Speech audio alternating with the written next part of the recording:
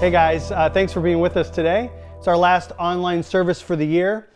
Today is December 27th. Hopefully we're going to see you next week, January 3rd, in person or online. Hopefully you're able to make it to either our Christmas Eve service or the Christmas Day service, where we had a great time just celebrating the birth of Jesus and the joy that that brings to the world. We're really excited about today. We've got Tim with us a little bit later to share. And we're going to get into some worship here in just a minute, but I wanted to let everybody know about a couple of things. Over the next week, the center's closed. We'll be back ready to go on the 4th. Hope to see you there. But also on the 3rd, Sunday, January 3rd, there'll be no kids ministry happening that day. They'll all be in with us in the stadium. We're really excited about that. So make sure that you register for you and your kids, and we'll see you there that coming Sunday. Let's go ahead and go into a song now, and we'll be back in just a few minutes.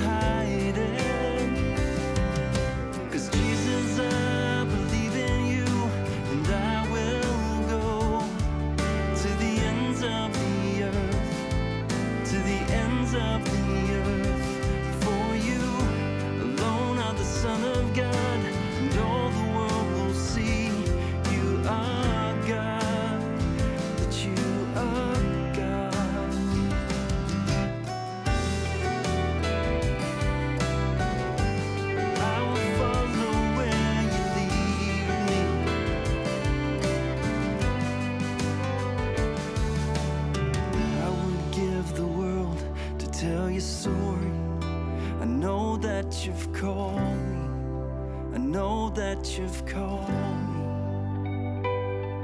I've lost myself for good within your promise, and I won't hide it, I won't hide it. 'Cause Jesus, I believe in you, and I will go to the ends of the earth, to the ends of the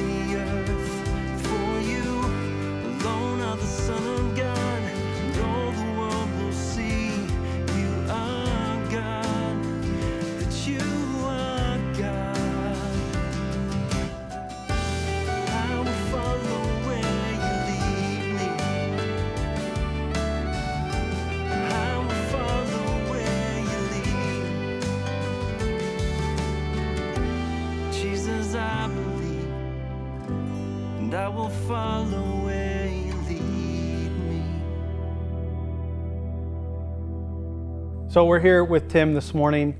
Today is going to look a little bit different. Today is not the last time we're going to hear from Tim, but today it is kind of a special day. It's the last time that he's going to get to share with us as the leader of Goodlife. And as we've seen in the lives of leaders that we know and love, and also leaders from the Old Testament and New Testament, that we are made by the decisions that we make throughout life. And so we've invited Tim today to kind of share some of those decisions that he's made throughout his time as a leader here at Goodlife, but also some decisions that he's made throughout the course of his life that have helped to shape who he is and how he's led and how he's lived in the time that we've had to spend with him over the last 15 years, even more for me since I've known him a long time. So we're really excited to have him here with us this morning to share some of those crucial decision points with us. Here's Tim today. And thank you. I actually really like the fact that a lot of these things we've probably encountered along the way together as we've known each other, like you said, a long time. Yeah. We've done a lot of years of quote unquote ministry or life together. But I think for me, the first and foremost decision was a decision to take following Jesus seriously. When I really responded to that invitation to follow Christ, I really made what I believe was a rich discovery, and a discovery I hope people make. I think so often we're afraid of our past.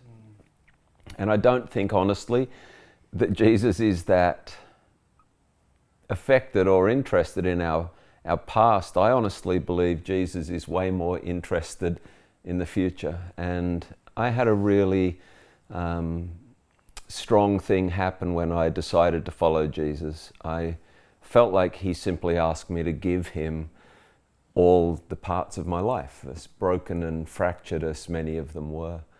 And I remember this really, probably I'd call it a vision, but this experience I had where I just had all these broken bits and I pushed them across this table to him. And he went to work, but he handed me back this beautiful mosaic. And it was really this sense of he would take all of those broken things and use them for his glory. And so for me, discovering that he would restore, but he would give back newness, became a really pivotal moment for me. And then, I read in the scriptures where Paul says, "Follow me as I follow Christ." And I remember reading that, and the first time I read it, I thought, something about that felt a little bit cocky. Like Paul's just going, I'm just like Jesus, so you can follow me as equally as you follow Jesus. And then I began to sit with that, and I thought, I think what Paul was more saying is follow me in the areas that I imitate Christ.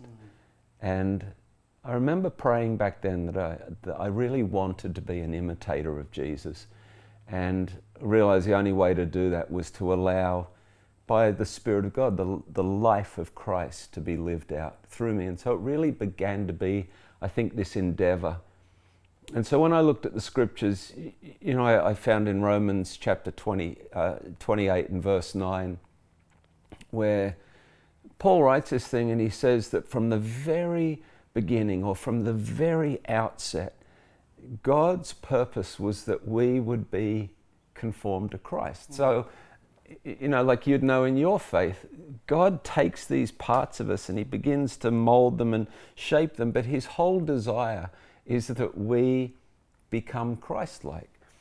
And then you read his writings in Philippians 2, and Paul says there, let your attitude be the same as that of Christ, who, even though he was in the very nature God, did not consider equality with God something to be grasped, but he made himself nothing.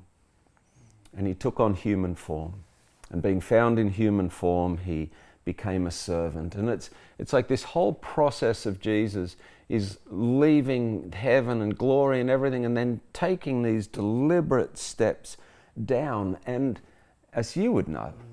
It's so counter to the way we think as humans. Like, we're always trying to clamber for the top, and yet in Philippians 2, Jesus just is taking steps down. And that's actually hard for people to accept, I think. But we as leaders, and I think particularly as Christian leaders, should be leading but serving, and those things have to go hand in hand. Yeah. And so the servant part of Christ became a real thing that I felt like I wanted to be marked by servanthood. Because Jesus also himself said, I did not come here to be served, but to serve and give my life a ransom for many. But that's hard for people, I think, to see. And I've actually had times here at Goodlife and in other places where you're just going about doing stuff, moving chairs or whatever we do. And people come up and go, yeah, you shouldn't be doing that. Let me do that. You're the pastor. And I try to imagine how Jesus would look at someone if they said to him, you shouldn't do that. You shouldn't be serving, And I think that's probably what the disciples were trying to infer to him, like particularly Peter about washing his feet.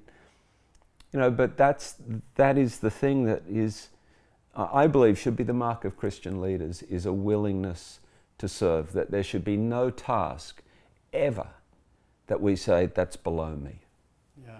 Yeah, I think that for me, even just looking at our past relationship over and over again, if I wanted to find you, you would be doing something like that.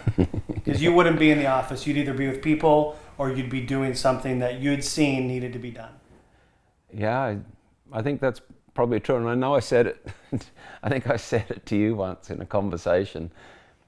When people say, you shouldn't be doing it, I'm kind of like, then beat me to it. Yeah.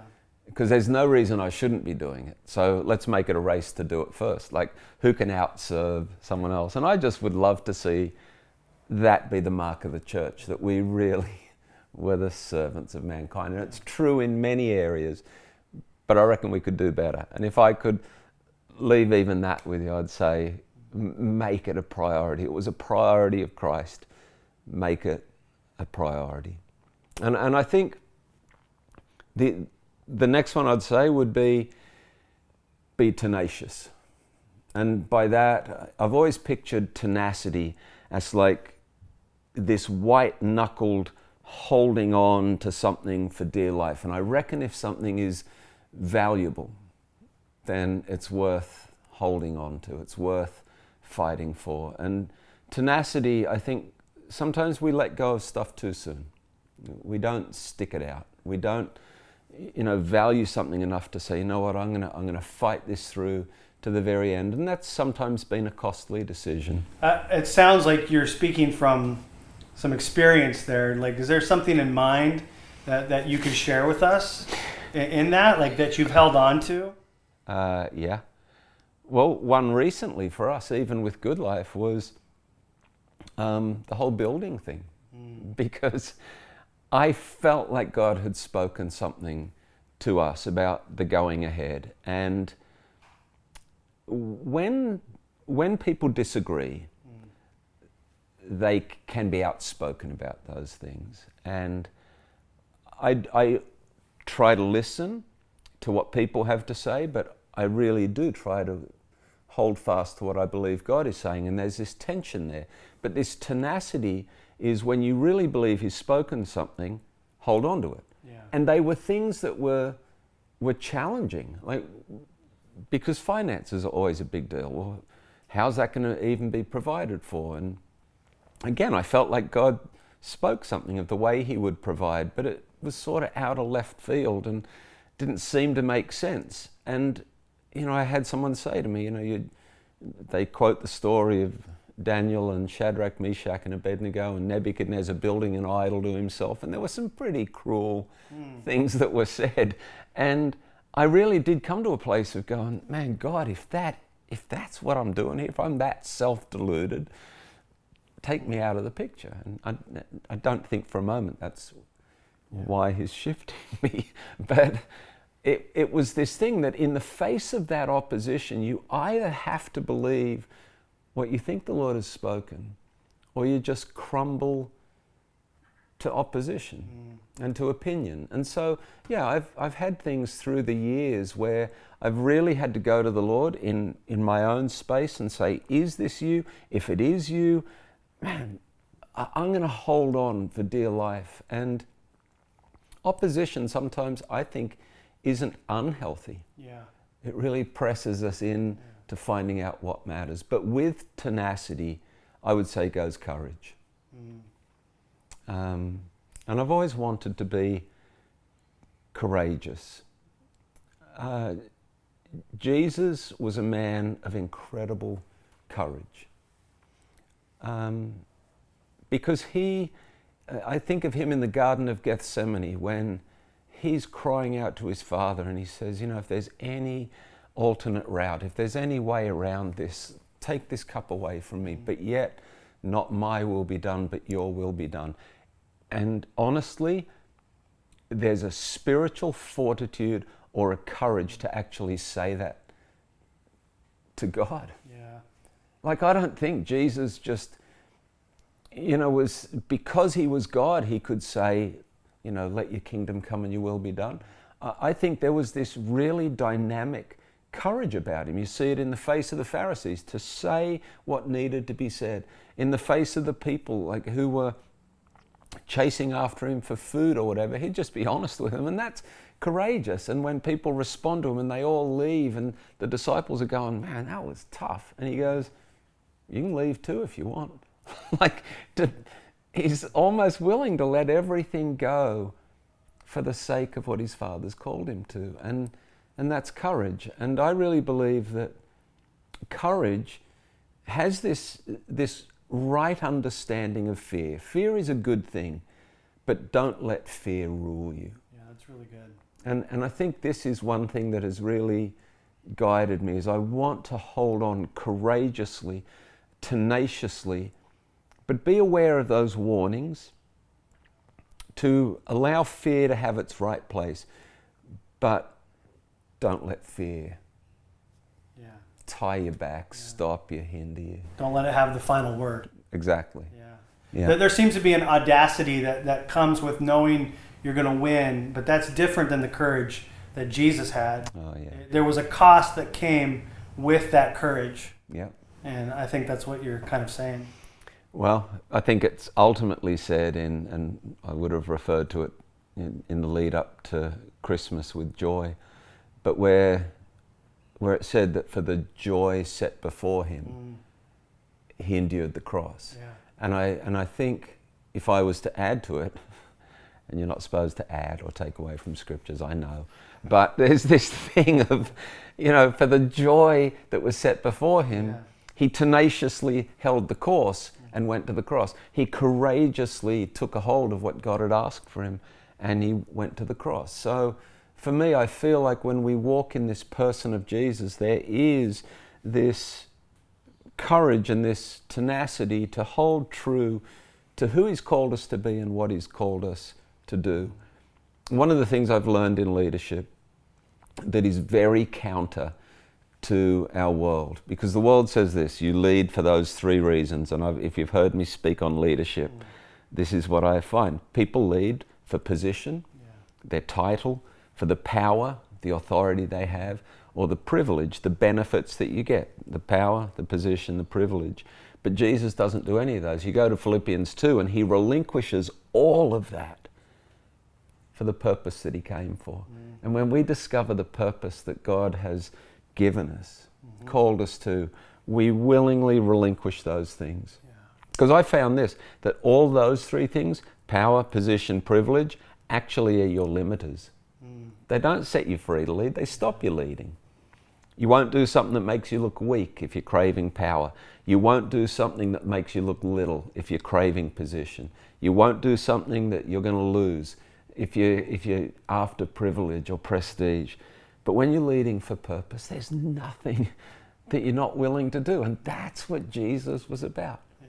And so if I could encourage anyone to anything, it would be take a hold of, you know, those values, then beyond that, learn to keep your mouth shut. Gosh, that was a hard one for me. Learn to keep your mouth shut. Because when Jesus, even when he stands before his accusers, it says he went silently.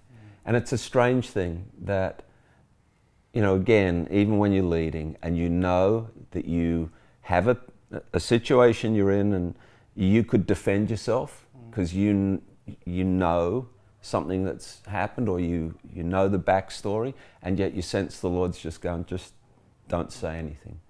Don't defend yourself, because in the eyes of humanity, silence is complicity. You know? And you just know that the Lord's going, don't say anything, because you'll say the wrong thing. And you're better to just shut your mouth than say the wrong thing. I think it's really easy for the accusation to come, and then a spirit of offense to come up and want to defend yourself or defend a position. And Jesus doesn't show us that. He models something different, which is almost antithetical to the human condition. Absolutely. And we want to be justified. We want to say what is important to us. But you're saying that sometimes Jesus says, be quiet. Yeah, be quiet. A really wise person once said to me, let your character speak. Just keep the mouth closed. So that was really good. But the thing that goes hand in hand with that is I really chose some time ago to believe the best. Because it's the way we can so easily take offense. I would say this, a tremendous life lesson: choose to believe the best. The classic for me, and I'm not going to elaborate on it a lot, but you know, I've done it with our leadership training. When you go into a room and the room goes silent as you walk in, you know, most times I bring that up and I go, when that happens, what do you think? And most people are like, oh man, they're probably talking about me, they're probably saying something negative. And I'm just like, well, if we actually believe the best, we walk into a room, it goes silent, and you go, oh, I'm really sorry, did I interrupt the party planning that you were doing? Like, surely you're planning a party for me or something and you can't talk about it, so you've gone silent. You know, just really choose to believe the best. Even when something looks bad, believe that someone did it unintentionally, or they didn't really mean what they said. And that way you don't get to build up offense. Well, and if you believe the best, it kind of puts the brakes on gossip. Yep. Absolutely. Absolutely. And so I guess if I was to say the decision points that shaped me, number one, genuinely follow Jesus and believe that God's purpose is to conform you to his likeness. Humility, tenacity, courage, believe the best, don't defend yourself, hold your tongue when you need to. And I really do believe if we just took a hold of some of those things, not because Tim said they were good ideas, but because I think it reflects the person of Jesus Christ. So if I could say something like that, I'd say, follow me in the ways I follow Christ. Because there's a heck of a lot of parts of Tim Lovell, as you know, through the years, that you'll go, what? Is that what Jesus is like? And you go, no, that bit wasn't like Jesus, but I think this bit is. And so as much as I'm trying, follow me like I follow Jesus. You know, and Donna is, you know, she's great for that. But she expresses hers in song. So I thought it was kind of fitting to ask her if she would sing. And knowing what's ahead for us, that there's change and there's a lot of unknown, I would just say that the heartbeat of this song is put your faith in God. Trust him for what lies ahead. Be established in your faith. Don't be anxious, and keep on with the walk. So if you'd be willing, let's have Donna sing, and then I'll bring it back and just close it with a word of prayer. Is that all right? Great. All right.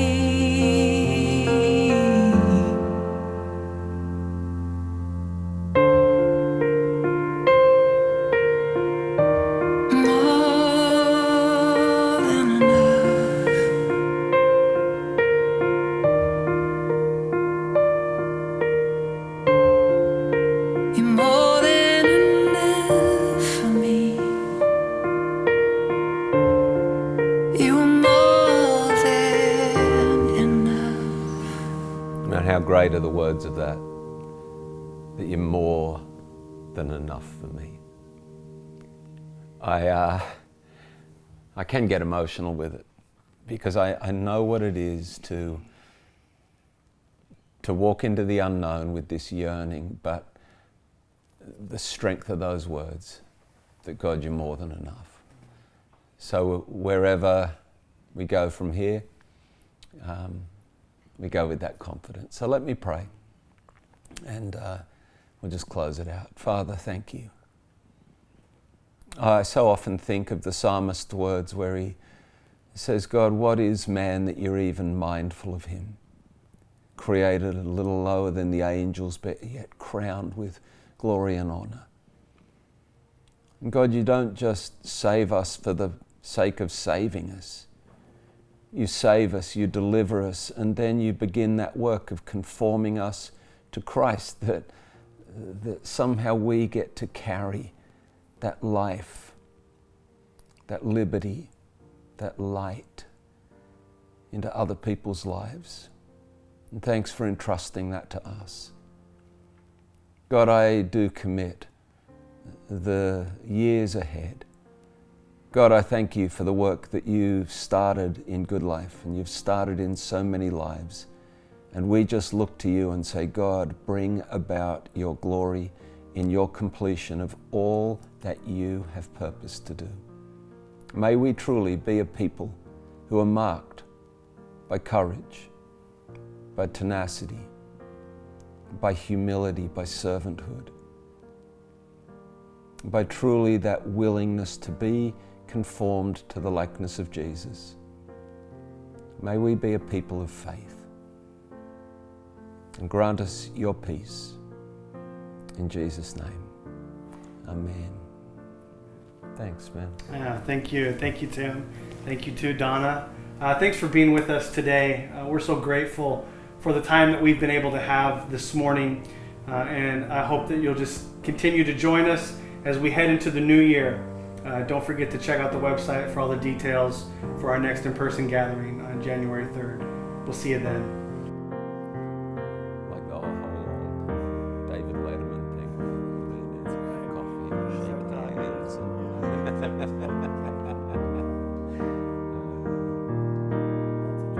I love that we genuinely enjoyed so much.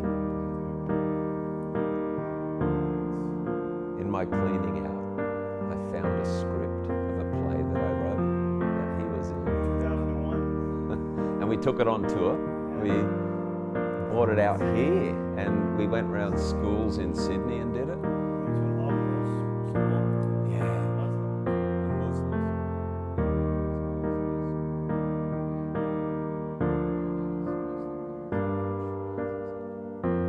Came and they're looking in the back and they're like, are we allowed to come in? It's like, come in. Yeah, it was just so great.